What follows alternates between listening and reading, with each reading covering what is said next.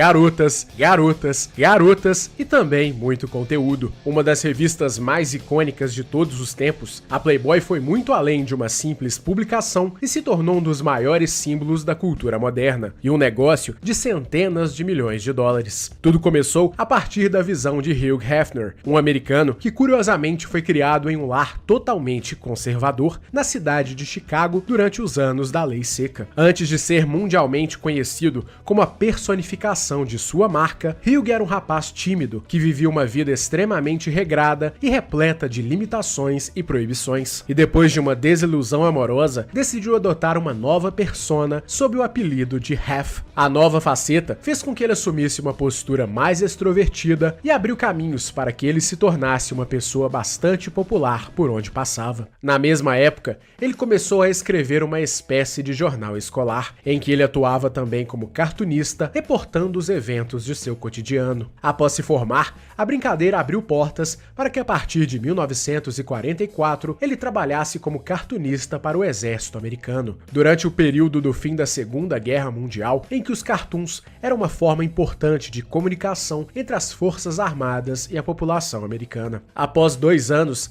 Hefner foi dispensado do exército e rumou para a Universidade do Illinois, onde se formou em psicologia com especialização em artes. Posteriormente, ele passou a trabalhar como cartunista e editor de revistas na cidade de Chicago, enquanto também cursava sociologia. Até então, Hugh seguiu um caminho tradicional e havia deixado a personalidade Hef em segundo plano.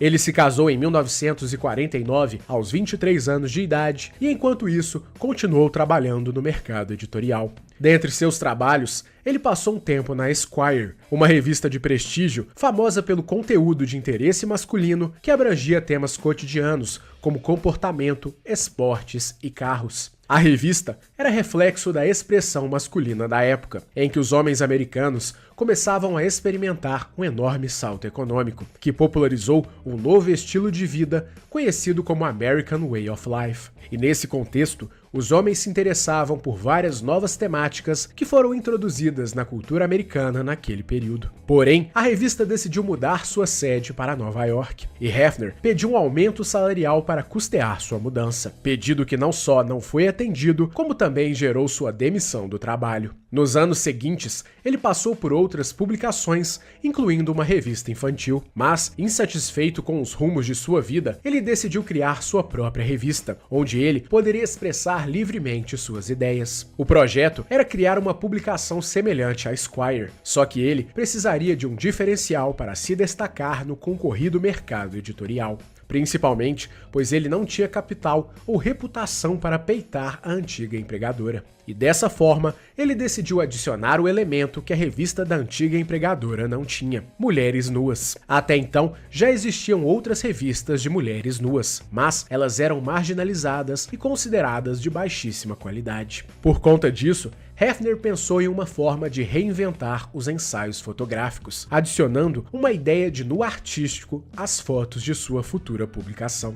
A título de curiosidade, inicialmente a nudez era bastante discreta e a publicação só veio a apresentar um nu frontal total em 1972. Além disso, ele se inspirou na moda das chamadas pin-ups, que eram bastante populares principalmente entre os militares e serviram para criar o visual inicial dos ensaios fotográficos. Sob essa premissa, ele reuniu todas as suas economias e foi à procura de investidores para sua ideia. E após muito insistir, ele conseguiu chegar ao capital inicial de $8.000, fruto de alguns empréstimos, penhores de seus próprios bens e $1.000 que foram investidos por sua mãe, que curiosamente era extremamente religiosa e desaprovava a nudez nas revistas. Com o dinheiro, foi criada a primeira edição da revista, com reportagens variadas. E para compor o diferencial, Hugh arrematou uma seção de fotos de Marilyn Monroe nua, feitas para um calendário no início de sua carreira, pelo valor de $500. O ensaio inaugurava a tendência de estampar mulheres famosas nas páginas da revista, algo que viria a ser predominante na publicação somente décadas depois. Por fim,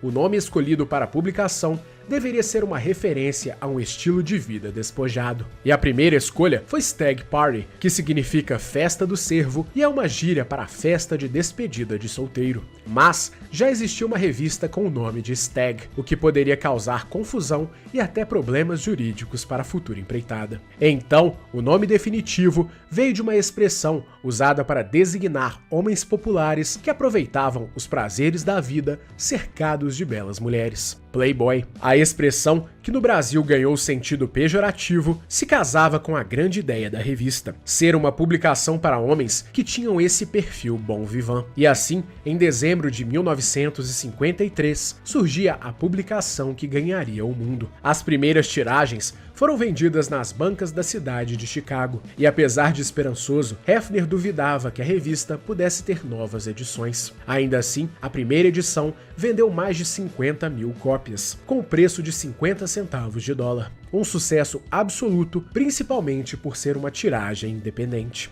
E que chamou a atenção da Empire News Co., que decidiu investir na revista a fim de torná-la uma publicação nacional.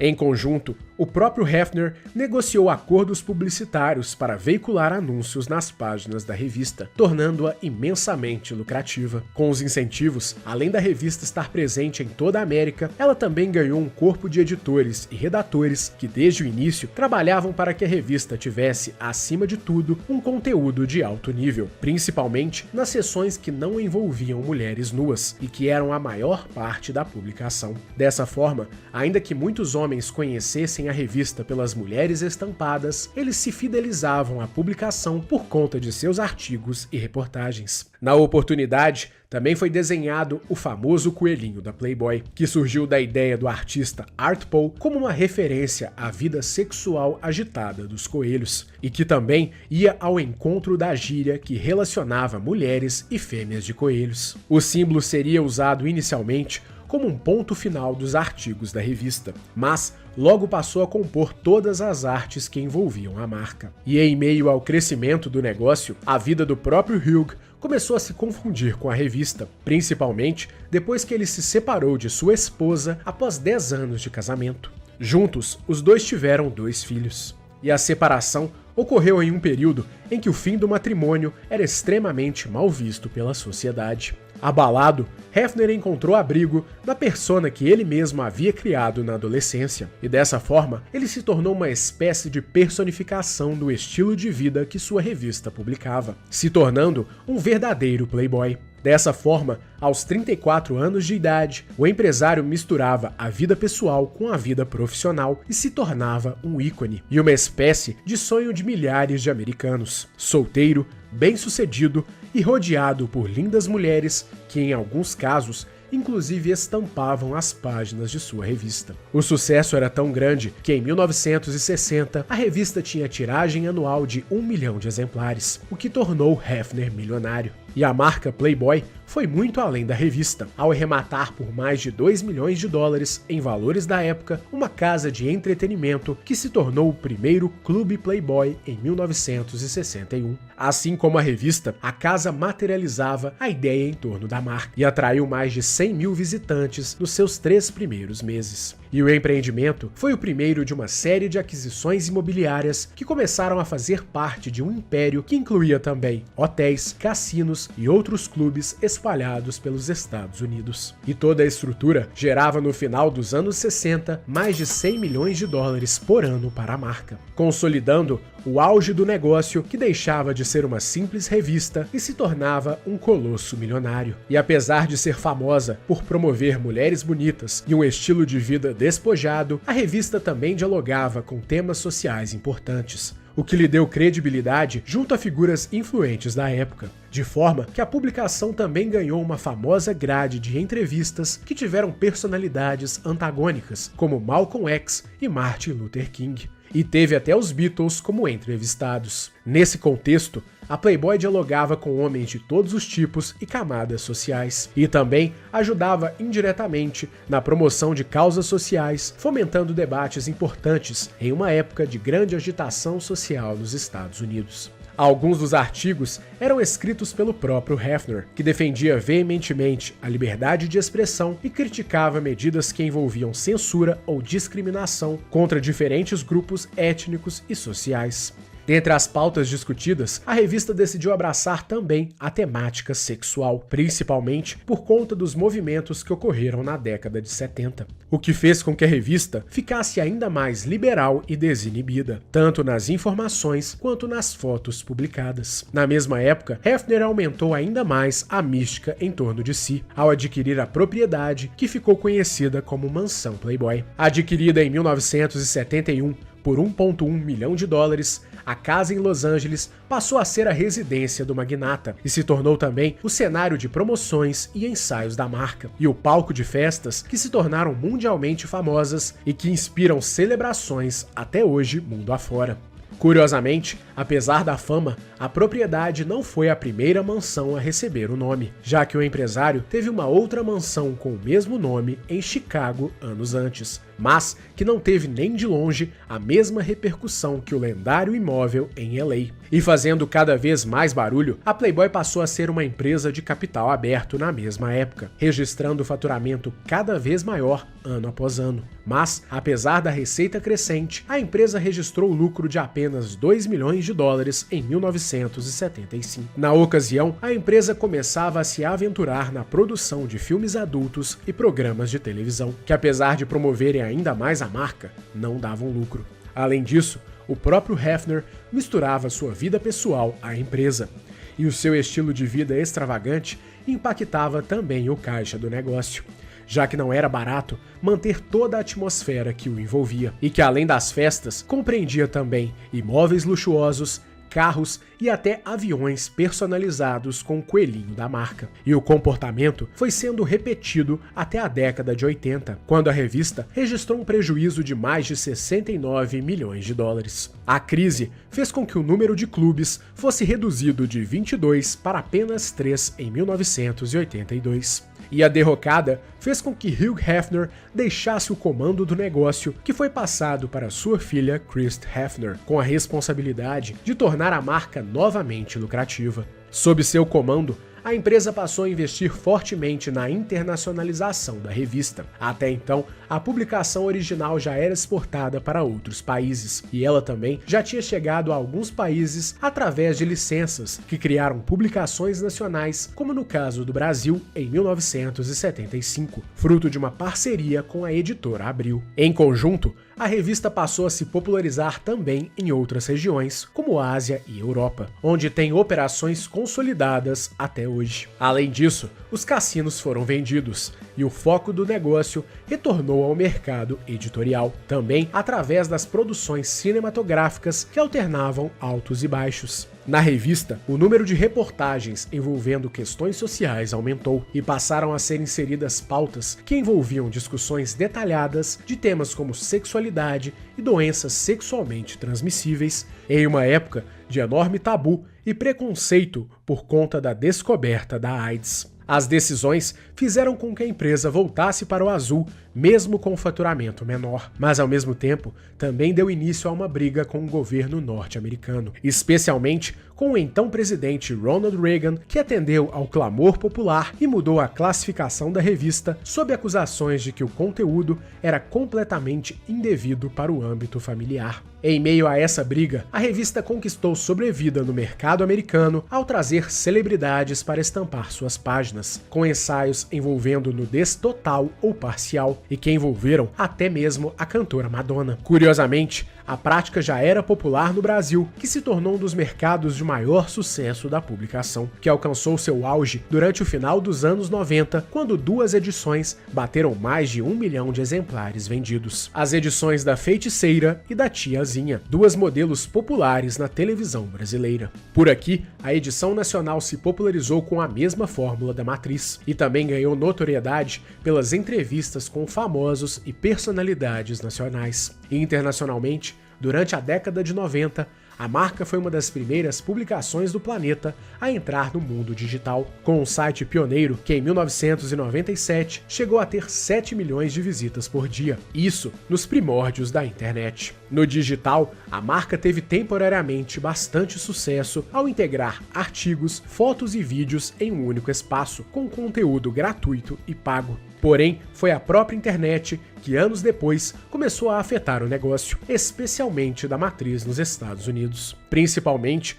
a partir dos anos 2000, quando a empresa passou a sofrer com a chegada de diferentes concorrentes e também por conta da pirataria, que fez com que os conteúdos pagos do site e da revista fossem publicados gratuitamente em outros sites. Dessa forma, a marca teve um prejuízo de mais de 160 milhões de dólares em 2000. E ao longo dos anos, foram várias as tentativas de salvar o negócio e retomar o antigo sucesso. Mas, sem verba, a publicação não conseguia mais atrair mulheres famosas dispostas a tirar a roupa, e nem tinha sob seu comando talentosos redatores e editores como antigamente. Dessa forma, a empresa passou a focar no conteúdo adulto explícito, principalmente por meio de seu canal de televisão pago, que mesmo assim gerava um resultado ínfimo perto dos dias de glória. Em algumas oportunidades, a revista até tentou reviver a antiga glória, apostando em ensaios seminus de celebridades como a atriz Lindsay Lohan, mas, mesmo assim,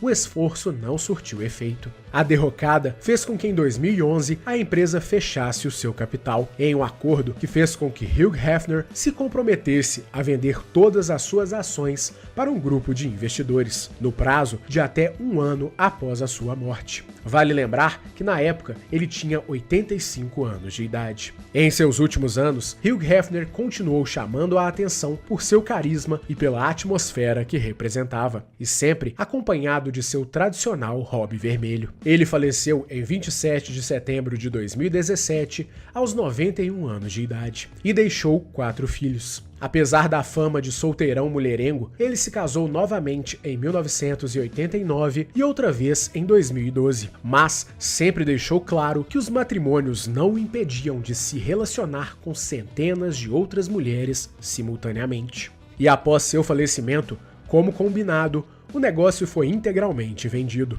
Um ano antes de sua morte, a icônica mansão Playboy também foi vendida, e por 100 milhões de dólares, metade do valor inicialmente pedido pelo empresário. No Brasil, apesar de ter tido uma sobrevida dos dias de glória de cerca de mais de 10 anos em relação à matriz, a revista Playboy também começou a amargar uma série de prejuízos, e os impactos foram sentidos na qualidade e na repercussão da publicação. A operação brasileira foi tocada pela editora Abril até 2016 e vendida para o grupo PBB, que lançou algumas publicações alternadas até descontinuar a revista em 2017. Enquanto isso, a operação internacional tenta salvar o negócio de alguma forma, investindo também em conteúdo para a internet. O famoso logo também foi licenciado para a produção de roupas e souvenirs, mas a receita é ínfima perto do que já foi gerado pela marca nos tempos áureos. A revista ainda é publicada em 27 países, mas em parceria com empresas que possuem a licença da matriz para tanto.